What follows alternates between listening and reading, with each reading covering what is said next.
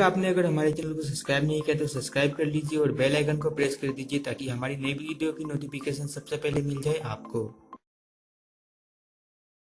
लोग बोलते हैं कि हम तो इस तरह की बात मजाक में कर रहे थे और गपशप के तौर पे कर रहे थे, और ये तो एक गाना था या तो एक फिल्म का डायलॉग था या ये तो कॉमेडी की बात थी, ये तो एक मिजाहिया जुमला था, इसमें जो है वो हमारा दिल का अकीदा थोड़ी बदला था। ठीक, आगे से लोग बातों का बोल देते कि यार हमारा को दिल थोड़ी था कि हम इस्लाम छोड़ के कुफर की तरफ जा रहे हैं, ये तो एक मजाहिया बात थी, उस एतबार से जुमला बोल दिया।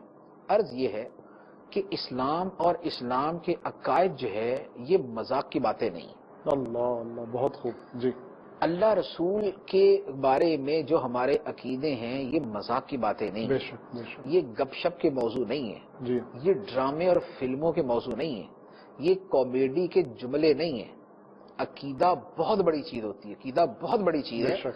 ऐसे लोग कि जो बतौर मजाक के अल्लाह अज़्ज़ा वजल और उसके रसूल सल्लल्लाहु अलैहि वसल्लम के हवाले से जुमले बोल देते थे, ये नबी पाक अलैहिस्सलाम के जमाने में भी थे, लेकिन उनके बारे में अल्लाह ताला ने क्या फरमाया, जरा कुरान पढ़ के देख ले, फिर पता चल जाता है कि क्या इस्लाम के बरखिलाफ जुमले के लिए ये जरूरी है कि दिल से वो जुमला बोला जाए या मजाक में बोलो तो भी हुक्म लग जाता है। कुरान पाक की आयत मुबारक है, मुनाफिकों का तरीका ये था कि नबी पाक अलैहिस्सलाम से जब हटके बैठे होते तो सहाबा किराम का मजाक उड़ाते, नबी पाक अलैहिस्सलाम का मजाक उड़ाते, इस तरह की बातें करते।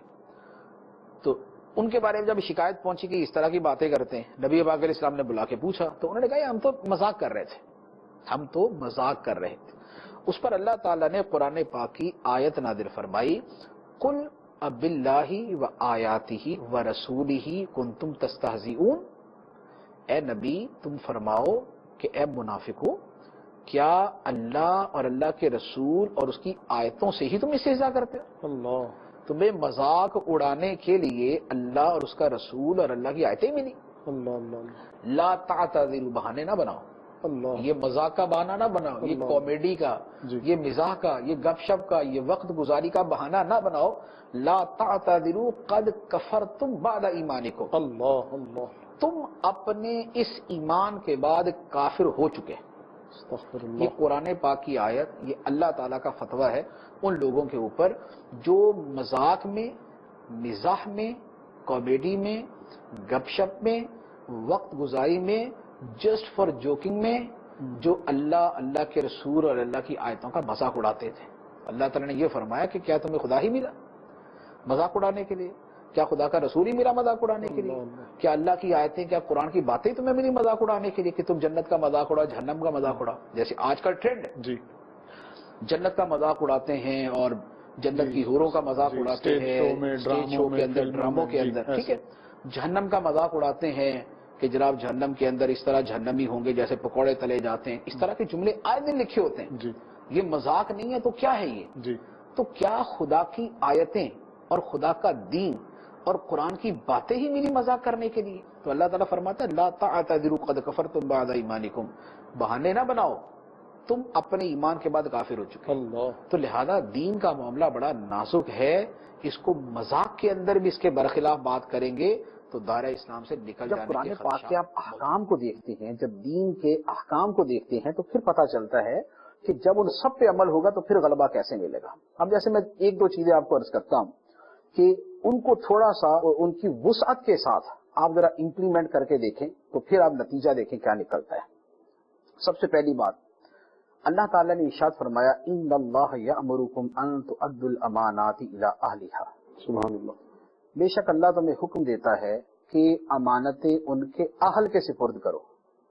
ठीक, अमानतें सुपुर्द करना यह भी है कि आपने मुझे पैसे दिए, जब आप मुझसे मांगे मैं आपको दे दूं, मैं ये ना बोलूं कौन से पैसे, ठीक, आपके पैसे आपको दे दूं। लेकिन हदीस मुबारक के अंदर और सहाबा किराम ने इस अमानत के लफ्ज की बड़ी तफसील बयान की है।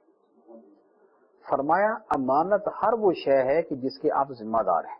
अल्लाह अल्लाह, अमानत सिर्फ पैसे नहीं, अमानत हर वो शय है जिसके आप जिम्मेदार हैं। آپ کے ہاتھ میں اتھارٹی ہے لوگوں کو عہدہ اور منصب دینے کی، تو آپ اہل آدمی کو دیں، کمپیٹنٹ آدمی کو دیں۔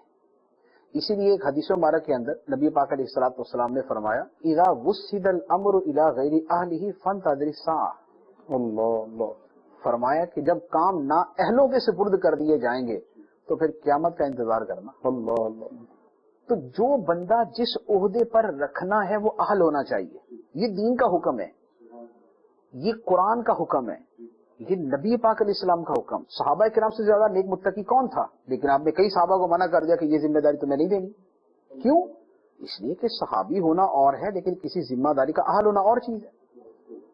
میں اگر ایک عالم ہوں، میں ایک عالم، تو اس کا یہ مطلب یہ تو نہیں ہے کہ آپ مجھے پی آئی اے کے جہاز کا پائلٹ بنا دیں کہ یار ماشاءاللہ مفتی صاحب نے ارادہ جہاز آپ ہی اڑائیے گا۔ ارے بھائی اس کے تقاضے ہی کچھ اور ہے، وہاں پائلٹ ہی کام دے گا، وہاں مفتی صاحب کام نہیں دے سکتے۔ اچھا لیکن آپ پائلٹ کو مفتی کے منصب پہ بٹھا دیں کہ یار تم تو جہاز بھی اڑاتے ہو، چلو فتویٰ بھی دے دینا، تو حماقت اس سے بڑھ کے اور کیا ہوگی؟ تو کمپیٹنسی کیا ہے؟ اہلیت کیا ہے؟ اہلیت یہ ہے کہ جو بندہ جس کام کو کرنے کی صلاحیت رکھتا ہے وہ کام اسی کے حوالے کرے۔ سبحان اللہ، بہت خوب۔ اسی طریقے سے ہر شعبہ ہے، آپ نے اگر ٹرانسپورٹ کا بھی نظام کسی کو دینا ہے تو جو اس کا ماہر ہے، جو اس کا اہل ہے اسی کو دیں۔ آپ نے ایجوکیشن کا ڈپارٹمنٹ کسی کے حوالے کرنا ہے، جو اس کا اہل ہے اسی کو دیں۔ تو یہ دین کا، قرآن کا، حدیث کا بنیادی حکم ہے کہ آپ منصب اسی کو دیں جو اس منصب کا اہل ہو، منصب اسی کو دیں جو اس منصب کا اہل ہو۔ آپ اس کی ایک مثال لے لیں، حضرت یوسف علیہ الصلوۃ والسلام نے بادشاہ سے فرمایا انی حفیظ علیم، کہ میں حفاظت کرنا بھی جانتا ہوں اور میں علم والا بھی ہوں، میں امانت دار بھی ہوں، دیانت دار بھی ہوں۔ بادشاہ نے اپنا جو خزانے کا نظام تھا وہ حضرت یوسف علیہ السلام کے حوالے کیا، تو وہ اگلے وہ 7 سال کے جس میں ساری قوم بھوک سے مر سکتی تھی ساری بچ گئی۔ سبحان اللہ، بہت خوب، کیا خوبصورت۔ لاکھوں کروڑوں زندگیاں، لاکھوں کروڑوں زندگیاں حضرت یوسف علیہ الصلوۃ والسلام کے حسن تدبر اور اہلیت کی وجہ سے بچ گئی۔ تو جو جس کا اہل ہے کام اس کے حوالے کرے۔ آپ نے مثال کے طور پہ وہ ڈیزاسٹر مینجمنٹ، سیلاب آ گئے، طوفان آ گئے، بارشیں ہو گئی، تو اس وقت جو ساری چیزوں کو سنبھالتے نا ڈیزاسٹر مینجمنٹ کا شعبہ اگر آپ کسی اہل آدمی کو دے دیں گے نا تو آپ نے کتنی لاکھوں جانیں بچائیں، کتنے اربوں کھربوں روپے آپ نے بچا لیے۔ لیکن کسی احمق بیوقوف کو دے دیا، ملک تباہ ہو جائے گا، وہ بولے گا اچھا چلو بھی میٹنگ کرتے ہیں سارے مل جل کے نا، اب اس کو حل کرتے ہیں۔ جو اہل آدمی ہوگا وہ پہلے سے سدے باب کرے گا، اس کو پتا یار بارشیں ہونے والی ہے، سیلاب آنے والے، لہذا دریاؤں کے بند مضبوط کر دیے جائیں اور جہاں پر رکاوٹیں ہیں ہٹا دی جائیں، جو شہروں کے نالے ہیں ان کی صفائی کر دی جائے اور لوگوں کو اس کے حوالے سے اویئرنیس کے لیے ایک مہم چلا دی جائے اور ان کو پہلے طریقے بتا دیے جائیں، اگر آ بھی جائے تو آپ نے کیا کرنا ہے، ٹھیک۔ اس کے بعد اگر وہ وقوع واقع ہو جائے تو اس دوران ریسکیو کیسے کرنا ہے، لوگوں کی جان مال کیسے بچانی ہے، ٹھیک۔ اچھا ہونے کے بعد گزر گیا تو آئندہ کے لیے پلان کرنا ہے کہ یار اس مرتبہ یہ آیا کیوں، اگر یہ سیلاب آیا، یہ بارشیں ہوئی اور یہ نقصانات ہوئے تو ہوئے کیوں، اس کے پورے اسباب کی فہرست بنائیں گے آپ، پورے اسباب کی فہرست بنا کے آئندہ کے لیے اس کے اوپر اب سے عمل کریں گے، نہ یہ کہ جب سیلاب شروع ہوگا۔ تو اہلیت یہی ہے نا۔ اب آپ نے اہل کے حوالے کیا تو اہل تو پھر یہ ساری چیزوں کو سامنے رکھ کے پہلے سے نظام بنا دے گا اور لاکھوں لوگوں کی جانیں بچائے گا۔ وہ جو اربوں روپے بعد میں امداد کے طور پہ دینے ہیں وہ ان کے پہلے سے استعمال کر کے ان کی جان مال بچا لے جائیں گے۔ سبحان اللہ۔ لیکن اگر نا اہل کے ہاتھ میں ہوگا تو ہر مرتبہ یہی ہوگا کہ جیسے سیلاب آیا تو وہ اپنی جناب ایکٹیویٹی شروع کر دے گا، بھاگ دوڑ شروع کر دے گا، ادھر نظر آ ادھر نظر آ، یہ کر وہ کر۔ تو نتیجہ کیا ہوگا؟ بھائی جو مرنے تھے مر گئے، جو مکان گرنے تھے گر گئے، جو مویشی بہنے تھے بہ گئے، جو لوگ ڈوبنے تھے ڈوب گئے۔ تو اب ساری جو ہے یہ بھاگ دوڑ کا جو ہے فائدہ کیا، اس مکے کا کیا فائدہ جو جنگ کے بعد یاد آئے۔ تو اب اللہ تعالیٰ نے پہلے حکم دیا کہ اہل آدمی کے حوالے کرو امانت، عہدہ امانت ہے الی اہلیہا، جو اہل ہے اس کا اس کے حوالے کرو۔ یہ میں نے آپ کو ایک مثال دی ہے، اب آپ اس کی اس کو تھوڑا سا آپ ایکسٹینڈ کر لیں مثال کو تو آپ جتنی مرضی چیز اس کے اندر لے آئیں. تو اب بتائیے کہ اگر اطاعت رسول کی اس صورت پہ عمل ہو, سبحان اللہ, تو معاشرہ کتنا سدھر جائے, نبی پاک علیہ الصلوۃ والسلام کی اسی سنت پہ عمل ہو, قوم ترقی کرنا. اب یہ جو ہم کہتے ہیں نا کہ جب تک سنت رسول, اتباع رسول اور اطاعت رسول پہ لوگ عمل کرتے رہے تو اس مسلمان غالب رہے, تو اس سے مراد صرف کھانے پینے کی سنتیں نہیں تھی, اس سے مراد سونے بیٹھنے اٹھنے جاگنے کی سنتیں نہیں تھی, وہ بھی تھی, اور ساتھ میں یہ پوری جو نظام زندگی کی سنتیں اور اسلام کے احکام ہے وہ بھی مراد تھے اس کے اندر. تو یہ میں نے ایک آپ کے سامنے مثال عرض کی ہے کہ امانتیں ان کے اہل کے سپرد کر دو, منصب عہدے ان کے اہل کے سپرد کرو. تو اب اس کے اعتبار سے جو ہے نا, اچھا پھر اسی طرح خود جو منصب عہدہ دیا ہے, جس کے اہل کے سپرد کیا, امانت جس کو دی گئی یعنی عہدہ جس کو دے دیا گیا, تو اسے کیا فرمایا, ان اللہ یامرکم ان تؤدوا الامانات, امانت کو ادا بھی کرے, جیسے عہدہ منصب ملا ہے وہ اسے ادا بھی کرے. یہ نہیں کہ عہدہ لے لیا اب کام کچھ نہیں کرنا, اہلیت اور عملیت دونوں ضروری, بہت خوب.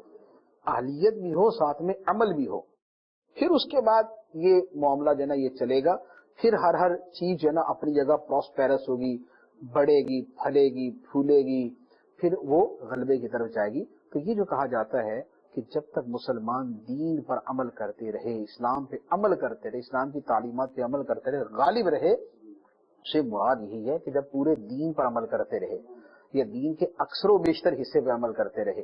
لیکن جب یہ سوچ پروان چڑھ گئی کہ دین گھر کی چار دیواری میں یا مسجد کی چار دیواری میں اور یا قبرستان کی چار دیواری میں, باقی جہاں پر فیصلے کرنے ہیں وہاں دین کا داخلہ ممنوع ہے, اس کے علاوہ باقی جو شعبہ ہے زندگی ہے وہاں پر دین کا داخلہ ممنوع ہے.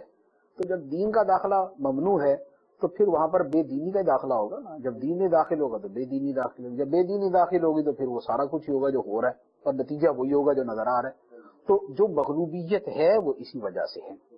لہذا یہ جو جملہ ہے کہ مسلمان جب تک اسلام پہ عمل کرتے رہے, غالب رہے, وہ اپنی جگہ 100% درست ہے, جبکہ اسلام کو اس کے پورے جو ہے وہ نظام کے اعتبار سے اپنایا جائے.